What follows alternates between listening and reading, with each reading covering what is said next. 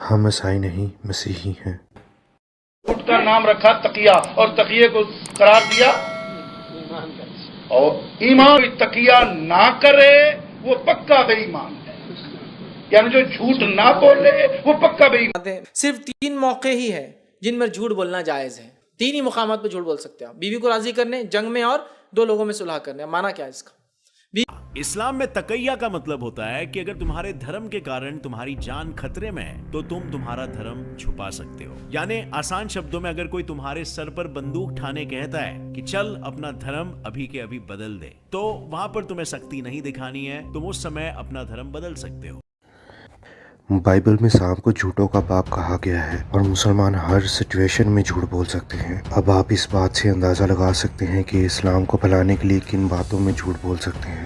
یہ اسلام کے مکار چہرے کو اتنا خوبصورت بنا کر انسان کے سامنے پیش کرتے ہیں کہ ایک دفعہ عقل والے انسان کی عقل بھی دنگ رہ جاتی ہے، اور اللہ کہتا ہے میں مکر کرنے میں سب سے بڑا ہوں۔ جیسے اس نے آسمان پر مکاری کی اور اپنے ساتھ 1/3 فرشتوں کو ملا لیا اور دعویٰ کر بیٹھا کہ میں اپنے تخت کو پرمیشور کے تخت سے بھی اونچا لے جاؤں گا۔ اس کی مکاری کی سزا 1/3 فرشتوں کو بھی ملی جن کو اس نے اپنے ساتھ ملا لیا تھا، اور وہی پرانے سانپ والے لفظ اللہ بھی استعمال کرتا ہے کہ میں مکر کرنے میں سب سے بڑا ہوں، میں خیر الماکرین ہوں۔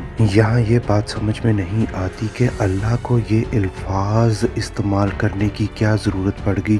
یہ وہی الفاظ ہیں جو پرانے سانپ نے اپنے لیے استعمال کیے، کیونکہ یہ وہی عادت ہے جو پرانے سانپ کے اندر پائی گئی تھی۔ یہ بات سمجھ سے پرے ہے کہ اللہ جس نے کاغذی کارروائی میں پوری دنیا بنا ڈالی، اس کے اختیار میں ساری چیزیں ہیں، تو اس کو مکر کرنے کی کیا ضرورت آن پڑی؟ جیسا کہ غلط عادت بہت مشکل سے چھوٹتی ہے، ویسے ہی پرانا سانپ غلطی سے یہ اپنی عادت قرآن کے اندر لکھوا بیٹھا، اور یہی بات کلو ثابت ہوئی محمد کے لیے۔ محمد کو پتہ چل گیا کہ یہ وہی پرانا سانپ ہے جو کبھی بھی جیت نہیں سکے گا، اس لیے اس نے اپنے لوگوں کو بول دیا کہ اسلام سانپ کی مانند بل میں چلا جائے گا۔ جیسے کہ پرانا سانپ لعنت کا سبب بنا انسان کے لیے، ویسے ہی اسلام بھی مسلمانوں کے لیے کسی لعنت سے کم نہیں۔ آپ نے افغانستان کی وہ فوٹیج تو دیکھی ہی ہوں گی جس میں لوگ پرانے سانپ کی شریعت یعنی اسلام کی شریعت سے بھاگ کر دوسری کنٹریز میں پلائن کر رہے تھے،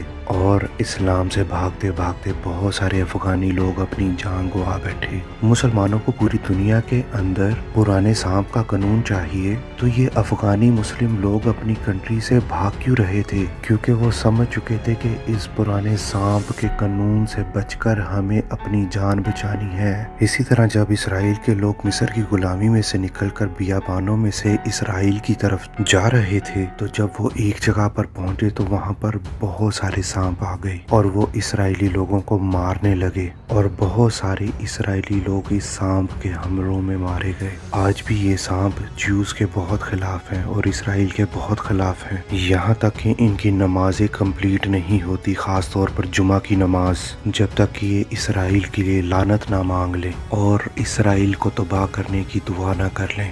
دراصل یہ سانپ کی ٹیچنگ ہے۔ پرانا سانپ پرمیشور یہوہ کے بچوں کو مارنا چاہتا ہے۔ آپ سبھی لوگ جانتے ہیں کہ اسرائیلی لوگ پرمیشور کے چنے ہوئے انسان باپ ابراہیم کی اولاد ہیں۔ جس طرح سے پرمیشور نے ابراہیم کو چنا، ویسے ہی اس کی اولاد کو بھی چنا، اور پرمیشور نے ابراہیم کی اولاد کو اپنی اولاد کہا۔ سانپ نے اپنا بدلہ پرمیشور کے بچوں سے لینے کا ٹھان لیا، جو اسے آسمان سے ہرا کر زمین پر گرا دیا گیا تھا۔ اسے آج بھی اپنی ہار والی شرمندگی یاد ہے۔ اس نے آتمک طور پر لوگوں کو ہانی پہنچانی شروع کر دی، اور اس کا پہلا شکار آدم اور ہوا بنے، اور آج کے دور میں مسلمان اس کا شکار بن رہے ہیں۔ جیسے اس نے مصر سے آنے والے اسرائیلیوں کو مارنا شروع کر دیا، ویسے ہی وہ مسلمانوں کو آتمک طور پر مار رہا ہے، جیسے آدم اور ہوا کو مارا۔ اور مسیحیوں کے خلاف پرانا سانپ اس وجہ سے ہے کیونکہ اسے مسیحیوں کے اندر سے مسیح نظر آتا ہے، جیسے بچوں میں سے ان کے ماتا پتا کی چھوی نظر آتی ہے، ویسے ہی مسیحیوں کے اندر سے پرانے सांप को मसीह की छवि नजर आती है और इसराइल परमेश्वर की पहली औलाद है जिसको पलोठा कहा जाता है। इसलिए उस वक्त इसराइल के लोगों को पुराने सांप ने मारना शुरू कर दिया और बहुत सारे इसराइल के लोगों को इसने मारा। और इस्लाम यानी पुराना सांप आज भी कुछ ऐसा ही करना चाहता है। ये आज भी इसराइल के लोगों के सख्त खिलाफ है। पिछले दिनों आपको पता ही है पुराने सांप की औलाद ईरान और फलस्तीन इसराइल के लोगों पर बम और रॉकेट बरसा रहे थे और अंदर से सारी मुसलमान कंट्रीज बहुत खुश थीं कि फलस्तीन बहुत अच्छा कर रहा है इसराइल के साथ। लेकिन इसराइल का डिफेंस सिस्टम बहुत मजबूत है क्योंकि परमेश्वर का हाथ उन पर है। और जब उन्होंने डिफेंस किया तो मुसलमानों की आंखों से आंसू नहीं रुक पा रहे थे। जैसे माँ बाप अपने बच्चों को सपोर्ट करते हैं जिंदगी के हर मरहले में, वैसे ही परमेश्वर सपोर्ट करता है इसराइल को। और जब इसराइल ने जवाबी कार्रवाई शुरू की तो तमाम मुसलमान कंट्रीज की हिपोक्रेसी शुरू हो गई कि फलस्तीन में इसराइल औरतों और बच्चों पर बम बरसा रहा है, रॉकेट बरसा रहा है। यहाँ पे आप नोट कीजिए, ये वही मकारी है जो सांप ने इनको सिखाई है। अगर इन लोगों को इतना ही बच्चों और औरतों का ख्याल था तो इन्होंने रॉकेट क्यों दागे इसराइल पर। मेरे बहुत सारे मसीही भाई कमेंट्स में आकर लिख रहे थे कि परमेश्वर का वचन कहता है कि सांप की मानद चालाक बनो। परमेश्वर का वचन बिल्कुल ठीक कह रहा है कि सांप की मानद चालाक बनो, क्योंकि जब आप सांप की मानद चालाक बनेंगे, होशियार बनेंगे, तब ही आप सांप की मकारी को जान पाएंगे। जैसे इसराइल जानता था कि सांप की औलाद क्या कर सकती है उनके साथ, इसलिए उन्होंने अपना डिफेंस सिस्टम क्रिएट किया। जैसे हर बड़ा सांप छोटे सांप को खा जाता है, वैसे ही मुसलमान कंट्रीज के कुछ ऐसे हाल हैं।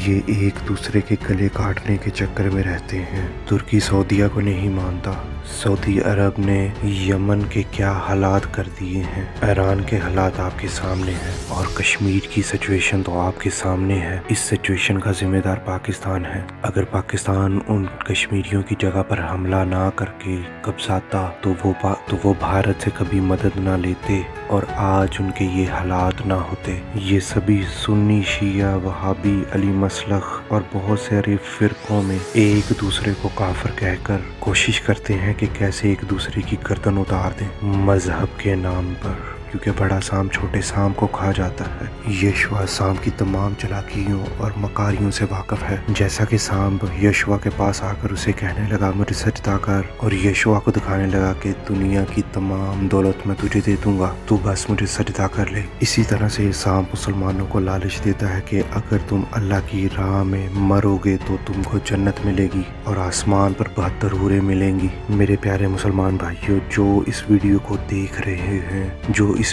देख रहे हैं, कृपया अपनी आंखों से सांप की पट्टी को हटाइए, यानी इस्लाम की काली पट्टी को हटाकर एक दफा देखिए। जिंदगी की एक किरण जरूर नजर आएगी और वो जिंदगी की मात्र किरण सिर्फ यीशु मसीह है। उसका रास्ता थोड़ा कठिन है, लेकिन यही एक रास्ता है जो जिंदगी की तरफ जाता है। इसके जिंदगी के रास्ता में आपको हूर नहीं मिलेगी, लेकिन जिंदगी जरूर मिलेगी, और वो भी हमेशा की जिंदगी। उसके नाम में बहुत ताकत है। एक दफा उसे आजमा कर तो देखो, वो आपको बचा कर रखेगा हर अंधेरे की ताकत से। जहाँ वो पुराना सांप रहना पसंद करता है और वो चाहता है कि बहुत सारे लोग उसके साथ उस अंधेरे की कैद में रहें, लेकिन यीशु मसीह आपको अंधेरे के अंदर नहीं देखना चाहता, क्योंकि वो अंधेरा, वो जहन्नम, वो नरक सिर्फ और सिर्फ सांप और उसके लोगों के लिए बनाई गई है। आप लोगों के लिए नहीं बनाई गई। उसके लोग यानी वो 1/3 फरिश्ते जिन्होंने उसे अपना परमेश्वर कबूल कर लिया, आप लोगों के लिए वो जहन्नम, वो नरक नहीं बनाया गया। यीशु आपसे बहुत मोहब्बत करता है क्योंकि वही इस कायनात का हकीकी परमेश्वर है। उसे जरूरत नहीं कि आप हर वक्त उसे अकबर अकबर कहते रहें, क्योंकि वो अच्छे से जानता है कि वो अकबर है। उसने पुराने सांप को गंदगी की तरह गिरा दिया। उसने तीसरे दिन मुर्दों में से जी उठकर मौत को हरा दिया। उसने तूफानों को थमा दिया। उसने मुर्दों को जला दिया। उसने गिरते हुओं को बचा लिया। उसने बाप के साथ हमारा राब्ता करा दिया। उसने जिंदा होकर दिखा दिया और उसने साबित कर दिया मैं था, मैं हूँ, मैं हमेशा रहूंगा। वही शुरू से है, शुरू से था और हमेशा तक रहेगा। पुराना सांप उससे जलस करता था क्योंकि वो अपने आप को यशुआ से बड़ा समझ बैठा था, इसलिए इसे गिरा दिया गया क्योंकि ये अपनी खूबसूरती पे घमंड करके गुनाह कर बैठा। इसी तरह इस्लाम बाहर से बहुत खूबसूरत लगता है, लेकिन यीशु मसीह वही परमेश्वर है, वही ताकत रखता है कि इस पुराने सांप को दोबारा से गिरा दे जिसका नाम इस्लाम है, और वो उस पुराने सांप को अच्छे से गिराना जानता है। उसकी बादशाही आने को है और पुराने सांप का खात्मा होने को है, यानी इस्लाम का खात्मा नज़दीक है। अगर आपको इस वीडियो का पार्ट 3 चाहिए तो कमेंट बॉक्स में ज़रूर बताइएगा। आपको हमारी ये वीडियो पसंद आई है तो चैनल को सब्सक्राइब कीजिए, वीडियो को लाइक कीजिए और शेयर कीजिए ज़्यादा से ज़्यादा, ताकि परमेश्वर का वचन ज़्यादा से ज़्यादा दुनिया में फैल सके और उसकी बादशाही जैसे आसमान पर है और वैसे ही ज़मीन पर भी पूरी हो सके।